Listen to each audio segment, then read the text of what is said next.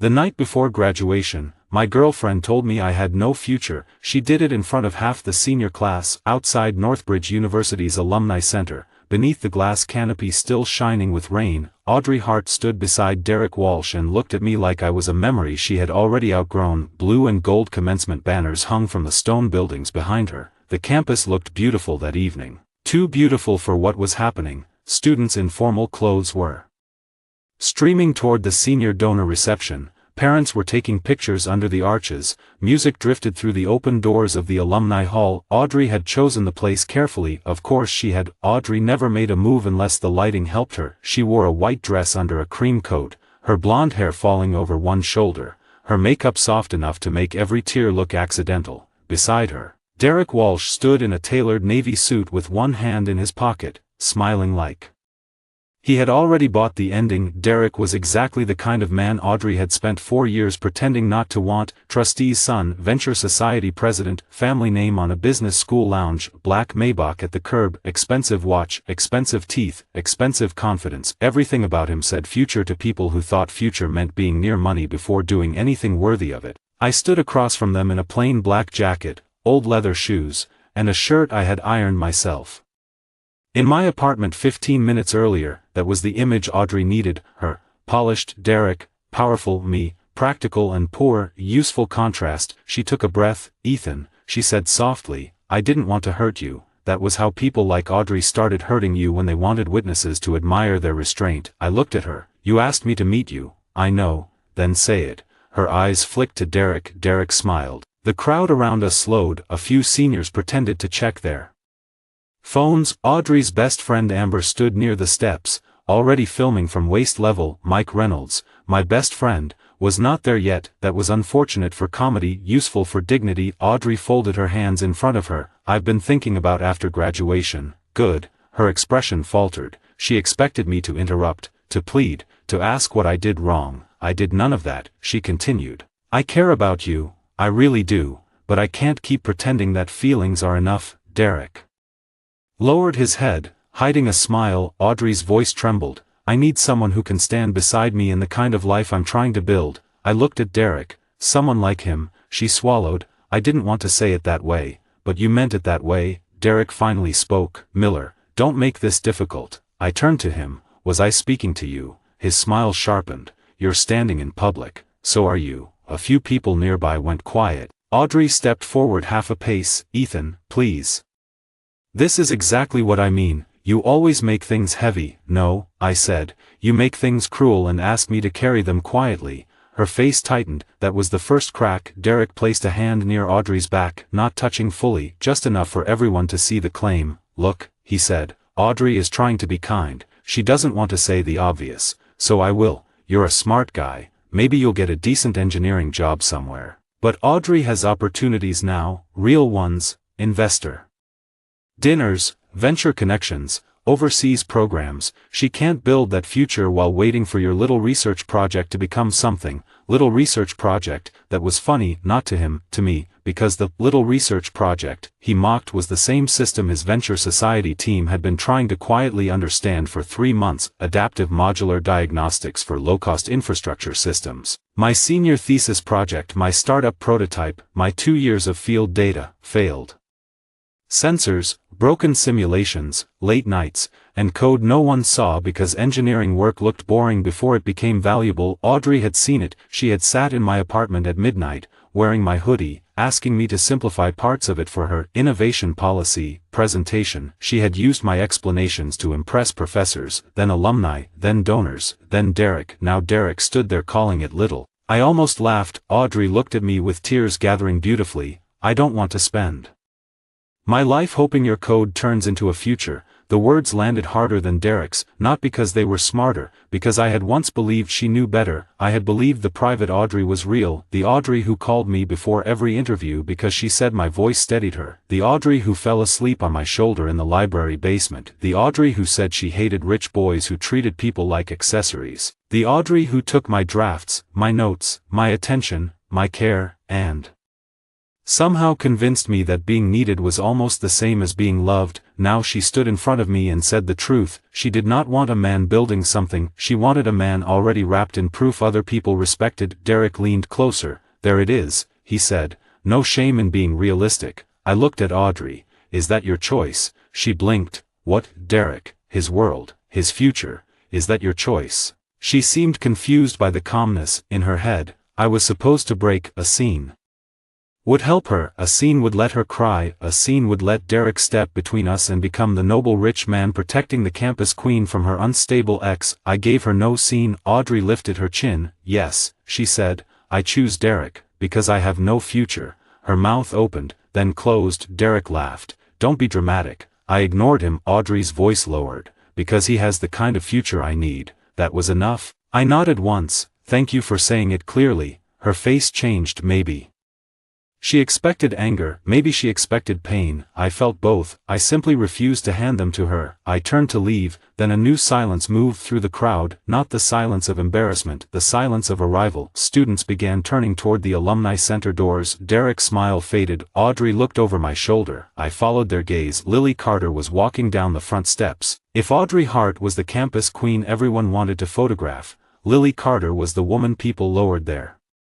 Voices around, ice-cold campus belle, that was what people called her because college students had no imagination. Lily was not cold, she was precise, she did not flirt, she did not flatter, she did not laugh to make weak men comfortable. She had rejected 2 trust fund founders, 1 visiting senator's son, and Derek Walsh himself during sophomore year with a single sentence people still quoted. I don't date men who confuse access with competence. She was the top student in applied mathematics, co-lead of the Independent Venture Review Board, and the youngest research fellow ever selected by Carter Strategic Capital's Infrastructure Analytics program. She wore a black satin dress under a long gray coat, her dark hair was pinned neatly, her face was calm, almost unreadable. She moved through the crowd without asking anyone to make space, and somehow everyone did. I knew Lily, not well, not romantically, professionally. She had reviewed my diagnostics model 6 weeks earlier after Professor Harper recommended her as an external technical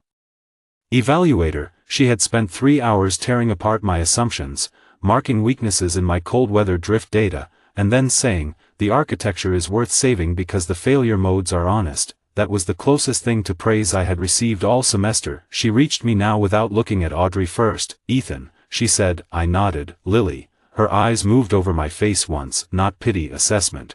Are you finished here? Before I could answer, Derek gave a short laugh. Lily, this is private. Lily finally looked at him. No, Derek, you made it an audience. The crowd went still. Derek's jaw tightened. Audrey wiped a tear quickly, suddenly aware that another woman had entered the scene and refused to treat her as the center. Lily stepped beside me, then, without hesitation, she slipped her hand through my arm. The entire courtyard froze. I felt it happen before I understood it. Her fingers rested lightly against my sleeve, her posture remained calm, but the gesture was unmistakable. Public, deliberate, protective, possessive in a way that did not feel like ownership, but alignment. Audrey's eyes widened. Derek stared at Lily's hand on my arm like the laws of Northbridge had just changed. Amber's phone rose higher. Someone whispered, Lily Carter just took Ethan Miller's arm. Another voice said, no way. Lily looked at Audrey. I need Ethan inside. Audrey's lips parted. For what? Lily's expression did not shift. The board dinner. He is my technical partner tonight. Derek laughed sharply. Technical partner. Lily turned toward him. Yes, those are words people use when someone actually contributes work. A few students made sounds they tried to hide. Derek's face darkened. Audrey looked at me. You're going with her. Lily answered before I could. He was always going with me. You simply scheduled your humiliation first. That sentence cut the courtyard open. Audrey went pale. I looked at Lily. She did not look back. She was staring directly at Audrey, calm as glass. Derek stepped forward. Careful, Carter. Lily's eyes moved to him. Derek, I have reviewed your Venture Society materials. You should avoid inviting carefulness. For the first time that night, Derek had no immediate answer. Lily gently tightened her hand on my arm. Come on, Ethan. Professor Harper is waiting. I let her lead me up the steps. Behind us, the crowd erupted into whispers. Audrey said my name once. I did not turn around. Inside the alumni center, the noise changed. The donor reception filled the main hall with warm light. expensive flowers, low jazz, and the confident murmur of people who believed every room could be solved with enough money and the right introduction. Lily released my arm only after we passed the first set of doors. I looked at her. "Thank you." She gave me a sideways glance. "For rescuing you, for creating a cleaner exit." "That was not rescue." No. Rescue implies helplessness. "You were handling it." "I simply made the crowd update its assumptions faster." That was Lily. Even kindness came with structural precision. I almost smiled. She said I had no future. I heard, "That should not still hurt." "Incorrect," Lily said. "Accurate insults do not hurt less. Inaccurate insults from important people do." I looked at her. "Was that comfort?" "Yes." "You're terrible at it." "I am told that." We walked toward a smaller private dining room near the east side of the hall. Outside the door stood Professor Elaine Harper, my engineering advisor. Professor Harper had silver-streaked hair, sharp glasses, and the ability to make a vague business student confess simply by asking them to define strategy. She looked from Lily to me, then at Lily's hand, now no longer on my arm. "Efficient," she said. Lily nodded. "Necessary." Professor Harper looked at me. "Are you emotionally functional?" "No." "Good, honest answer. Come in." Inside the dining room sat 6 people from the Future Builders Review Board, 2 infrastructure investors, a representative from the National Applied Systems Fellowship, and 1 man I had not expected to see, my father's chief legal officer, Marcus Vale. He stood when I entered. "Ethan." My spine straightened. "Marcus." Professor Harper closed the door. Lily noticed my expression. She said nothing. Marcus looked at me with the careful professionalism of a man who had known me since I was 14 and had still signed 3 non-disclosure agreements about my presence at Northbridge. "Your father's flight is delayed, but he will arrive before the announcement."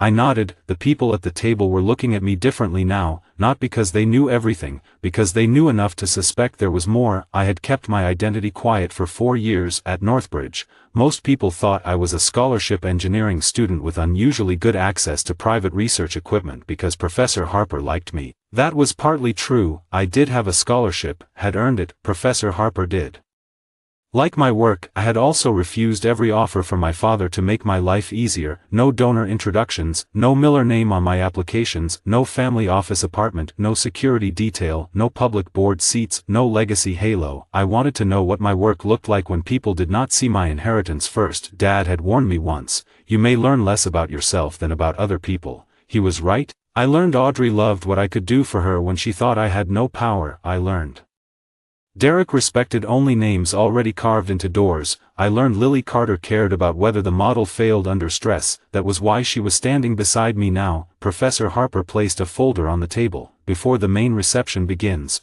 we need to address possible contamination from Venture Society materials." I sat down. Lily sat beside me. Marcus opened his tablet. Professor Harper continued. "Ethan, Audrey Hart has had informal exposure to your research explanations through personal contact. Derek Walsh's Venture Society team submitted a preliminary concept note this morning. There are overlaps." I exhaled slowly. Of course, Derek had not just stolen Audrey, he had tried to use her as a bridge into my work. Lily slid a printed document toward me. Page 3. I read, "Walsh Venture Initiative, Adaptive Infrastructure Intelligence Platform." The language had been changed. Not enough. Low-cost diagnostic monitoring, modular sensor interpretation, predictive maintenance for underfunded municipal systems, community repair mapping. My work, translated into investor-friendly fog.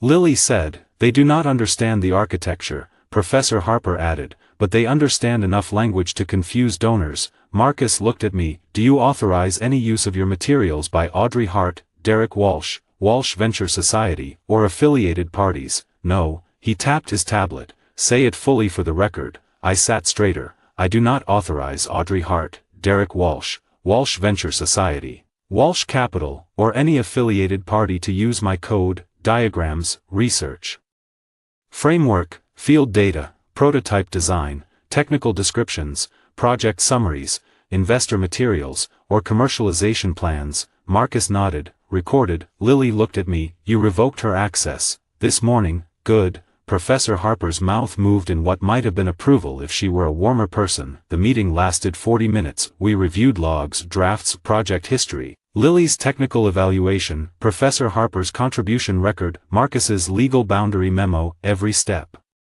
Felt like stacking stones against a flood. Outside the room, Audrey and Derek were probably trying to regain social control. Inside, we were building something more durable than a rumor. When the meeting ended, Lily walked with me into the side corridor. For the first time, her expression softened. That was a brutal public cut. Yes, she meant it. Yes, good. I looked at her. Good, better a clean wound than a slow infection. I let out a short laugh. You and Professor Harper should start a greeting card company. No one would survive the cards. We stood near the tall window overlooking the rain-dark campus. I said, "Why did you do that outside? Take your arm." Yes, Lily looked through the glass. Because Audrey understands social proof better than truth. Derek understands ownership better than competence. The fastest way to interrupt both was to make it visually undeniable that someone with status had chosen to stand with you. I studied her, so it was strategy. Yes, a strange disappointment moved through me. Lily noticed, and also because I wanted to. I looked at her. Her face remained calm, but there was a faint color at her cheekbone now, just enough. Before I could answer, the reception doors opened at the end of the corridor. Derek stepped out. Audrey followed him. They both saw us, together. Again, Derek's eyes went immediately to Lily. "You really want to attach your name to him tonight," Lily said. "I attach my name to work that survives review." Derek smiled. "Careful, people may think this is personal." "It is." That surprised all three of us. Lily continued calmly, "I personally dislike fraud." Derek's face hardened. Audrey looked at me, wounded and confused. "Ethan, can we talk?" "No." Her eyes filled. "You won't even give me 5 minutes. I gave you 3 years. That landed." She stepped back. Derek laughed under his breath. "Come on, Audrey, don't beg." She flinched. I saw it. The first tiny crack in her new future. Lily saw it too. She said nothing. The main reception began at 8 p.m. The alumni hall was full now. Trustees, donors, faculty, student founders, families with cameras, reporters covering the rumored Future Builders announcement. Derek's table stood near the front with a glossy display. Walsh Venture Initiative. Derek Walsh, founder. Audrey Hart, strategic communications lead. The title looked good. That was the danger of people like Derek. They rarely looked fraudulent from 10 feet away. They looked prepared. The first showcase teams presented a biomedical device, a campus safety platform, robotics maintenance tool. Then President Marsh announced Derek. Next, Walsh Venture Initiative, presented by Derek Walsh and Audrey Hart. Derek walked onto the stage with Audrey beside him. He had recovered his smile. Audrey had recovered her posture. Together, they looked like a magazine feature about young ambition. The screen behind them displayed city lights, bridges, maps, and words rich people loved: infrastructure, intelligence, cross-border capital. Strategic scaling. Derek began. Our generation inherited aging systems and outdated maintenance models. Walsh Venture Initiative proposes a new platform for predictive infrastructure intelligence, combining technical diagnostics, municipal partnership, and private capital deployment. Audrey clicked to the next slide. My stomach tightened. There it was, not enough to be copied word for word, enough to be mine. Lily leaned slightly toward me. They still do not understand the cold weather drift problem. That helped more than comfort would have. Derek continued, with Walsh Capital's network and our team's strategic communication strength, we are positioned to commercialize rapidly after graduation. Professor Harper, seated in the advisory row, opened a folder. Martin Keene, the venture attorney on the review panel, raised his hand. Who is the technical lead? Derek smiled. We are in final conversations with multiple technical partners. Keene looked at the slide. This appears to be a technical platform. Who built the diagnostic model? Derek said. Our team developed the commercialization framework based on emerging research. Professor Harper stood. Which emerging research? Derek's smile tightened. Professor Harper, I'm happy to discuss academic details after the presentation. No, she said. Discuss them now. The room shifted. Audrey's hand tightened around the clicker. Lily rose beside me. Every head turned. Derek looked annoyed. Lily, not now. Lily walked toward the panel table.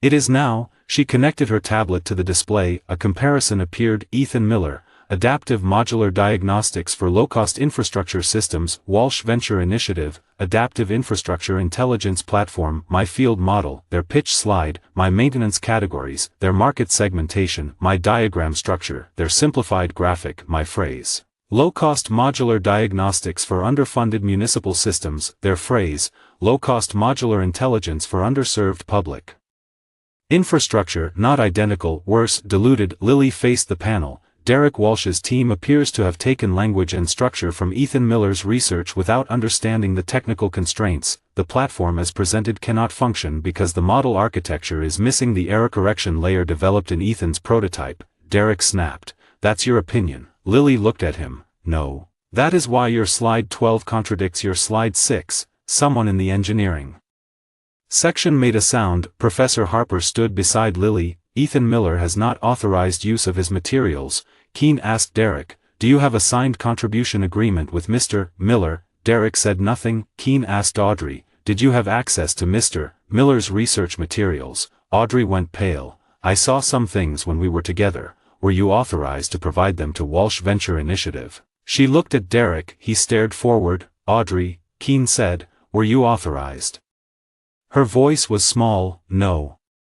The hall went silent. Derek turned on her with his eyes. Lily clicked to the next slide. Then came the due diligence folder. Walsh Capital, co-working address, no fund registration, no private capital record, unauthorized partner logos, the leased Maybach, the fake watch report, the unpaid vendor complaint. Each slide removed another piece of Derek's costume. Derek tried to interrupt. This is a personal attack. Professor Harper said, no, this is the portion of the evening where documents speak, Mike. From somewhere behind me, whispered loudly enough for 3 rows to hear, documents have excellent diction. President Marsh looked like she regretted inviting students to have personalities. Keene turned to Derek. Did you represent Walsh Capital as a committed funding source? Derek said, we have relationships. With whom? No answer. Did you promise Audrey Hart a funded strategic role? Audrey looked at Derek. He still did not answer. She whispered, Derek. The word was different now, not romantic. Afraid. Derek snapped, Audrey, don't. The whole hall heard it. Her face changed. That was the moment she saw the door was painted on a wall. President Marsh stepped to the podium. The Walsh Venture Initiative presentation is suspended pending review. Derek's face twisted. You can't do that. Keene said, we can. You presented unverified capital claims and potentially unauthorized technical materials in a university-sponsored donor environment. Derek turned toward his father in the trustee section. Richard Walsh stood, furious. Before he could speak, another voice entered the hall, calm, low, familiar. President Marsh is correct. My father had arrived. Daniel Miller walked through the side entrance with Marcus Vail beside him. The room stood before anyone announced him. That was what real power looked like. It did not need rented cars. It did not need fake logos. It entered. And people adjusted before understanding why. Dad took the stage. President Marsh stepped aside. The screen changed. Miller Global Times. Northbridge University Future Builders Endowment. Initial commitment, $3 billion. A gasp moved through the hall. Audrey stared at the screen. Derek looked at my father, then at me, then back at the screen. Dad spoke. I came tonight to announce the Future Builders Endowment, a long-term commitment to student research, venture protection, and ethical commercialization at Northbridge University. He looked over the room. What happened on this stage minutes ago is exactly why this fund must exist. Silence. Students should not have to trade their work for fake access. They should not be dazzled by borrowed symbols. They should not lose authorship because someone else looks richer in a rented car. Derek's face went white. Dad turned toward me. My son, Ethan Miller, asked to attend Northbridge without public family identification. He wanted his work judged before his inheritance. The room froze. The screen changed. Ethan Daniel Miller, principal researcher, adaptive modular diagnostics, founding student architect, Future Builders Endowment, incoming Miller Future Fellow. Audrey covered her mouth. Someone whispered, Ethan is Daniel Miller's son. Another voice, Miller Global. Derek stared like the universe had cheated. I walked onto the stage because there was no longer any reason to remain hidden. Dad handed me the microphone. For a moment, I looked out at the hall, at Audrey, who had said I had no future, at Derek, who had called my work little, at the classmates who had quietly agreed, at Lily, standing near the panel table. Calm and steady, I said, I came to Northbridge to build without my family name. That was useful. When people don't think power stands behind you, they show you how they treat people without it. Audrey lowered her head. I continued, the Future Builders Endowment will support student builders who do real work. It will require verified contribution records, real funding disclosures, technical review, and independent authorship protection. I looked at Derek. no student should be able to wrap another person's work in a rented image and call it vision. Then I looked at Audrey. No one becomes small because someone else fails to see their future. The applause began in the engineering section, Professor Harper first, then Mike, then the faculty, then the students, then the donors who understood exactly where the money had moved. Audrey was crying now, not beautifully, not for effect. She looked stunned, like regret had arrived faster than she could dress it. Derek walked off stage before the applause ended. This time, no one followed him. After the announcement, the reception dissolved into controlled chaos. Reporters wanted comments, donors wanted introductions, trustees wanted reassurance, students wanted to know when applications opened. Dad stood with President Marsh and Marcus Vail, answering questions. Professor Harper began discussing integrity rules before anyone had dessert. Mike appeared beside me with a glass of sparkling water. I was told champagne is inappropriate during governance incidents. It is. I hate maturity. Lily walked over. For the first time that evening, she looked slightly tired. You handled the stage well, she said, because you handled the knife first. It was not a knife. It was a slide deck. Same effect. She almost smiled. Audrey approached a few minutes later alone. Her face was pale. Her hands shook. No Derek, no perfect posture, no future she could borrow. Ethan, she said. I turned. She swallowed. You're Daniel Miller's son. No, I said. I'm Ethan Miller. Daniel Miller is my father. She flinched. I didn't know. I know. If I had known. Stop. Her mouth closed. That sentence only makes this worse. Tears slid down her face. I'm sorry. I waited. She wiped her cheek. I'm sorry I said you had no future. Still nothing. I'm sorry I chose Derek because I thought he could give me one. Still nothing. I'm sorry I used what you taught me to stand beside someone who wanted to steal from you. That was closer. Her voice broke. And I'm sorry that when Lily took your arm, my first thought was not that I had hurt you. It was that someone more valuable than me had chosen you publicly. Honest, ugly, useful. I nodded. Thank you for saying it correctly. She cried harder. Did you ever love me? Yes. Then how could you walk away so calmly? I looked at Lily, then back at Audrey. It was not calm. It was self-respect with good posture. Mike, behind me, whispered, that was excellent. Professor Harper said, not now. Audrey stepped closer. Can we talk privately? No. Her face crumpled. You won't give me 5 minutes. I gave you 3 years. She closed her eyes. Derek had said something similar earlier, but when I said it, the sentence had a different weight, because it was true. Audrey whispered, I made a mistake. No, I said. You made a choice. Tonight you learned the price. She looked at Lily. Lily met her eyes without expression. Audrey asked quietly, are you two together? Before I could answer, Lily said, we are aligned. Audrey looked wounded. That was probably worse. Together could be temporary. Aligned sounded like structure. Audrey looked back at me. If I become better someday, can I tell you? No. She stopped breathing for half a second. I said, become better anyway. That ended it. She stepped back. The review of Derek's presentation began the next morning. It was not dramatic. That was what made it devastating. Derek's fake fund claims were documented. His unauthorized logo use was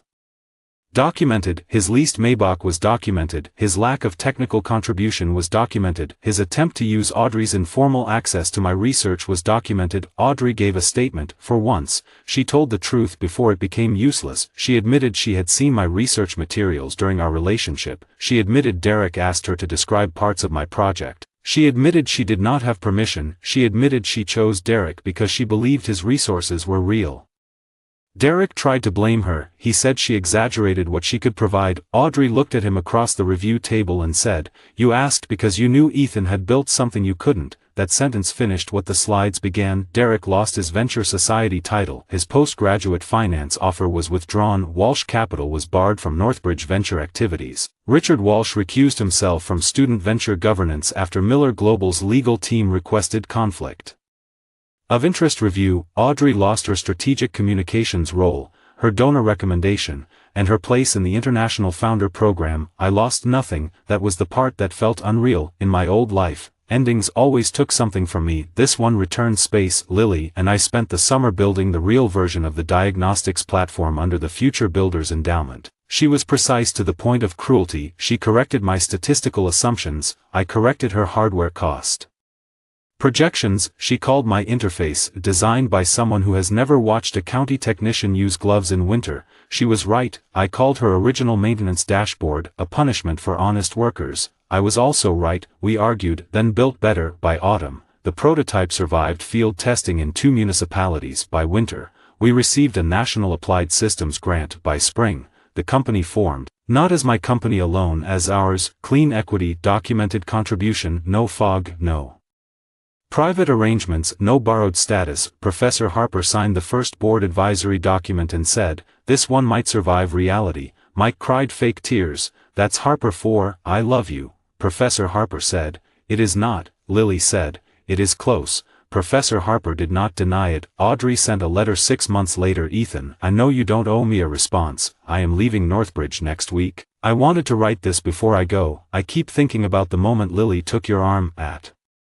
first, I hated her for it, then I hated you for letting her, then I hated myself because the truth was obvious. She did in 1 second what I had refused to do for 3 years. She stood beside you in public. I told myself I left because you had no future. The truth is that I did not know how to value a future that was still being built. I wanted proof other people had already approved. Derek gave me fake proof. You gave me real work. I chose wrong because I valued glitter over foundation. I am sorry, not because you turned out important, because I treated you like you were not. Audrey, I read it once, then placed it in a folder, not evidence, history. Some apologies cannot repair, but they can mark the place where someone stops lying to herself. That has value, limited value, but value. Years later, people still told the story wrong. They said my girlfriend dumped me for a rich heir because she thought I had no future. And the next second the ice-cold campus belle took my arm. They said it like Lily saved me. That was the entertaining version. The real version was better. Lily did not save me. She stood beside me at the exact moment I stopped begging the wrong person to see me. Audrey did not lose me because Lily appeared. She lost me because she had already decided I was not worth public respect. Derek did not fail because I exposed him. He failed because lies collapse when they must support weight. And I did not become valuable when my father's fund appeared on the screen. I was already valuable in the library basement, in Lab C, in the failed simulations, in the quiet mornings when nobody clapped. The difference was that I finally stopped offering my future to someone who could only recognize worth after a crowd confirmed it. On the night before graduation, Audrey said I had no future. Seconds later, Lily Carter took my arm in front of everyone. That image spread across campus faster than any explanation could. But the real turning point was not her hand on my sleeve, it was the fact that when Audrey called my name behind me, I did not turn back. That was where my future began.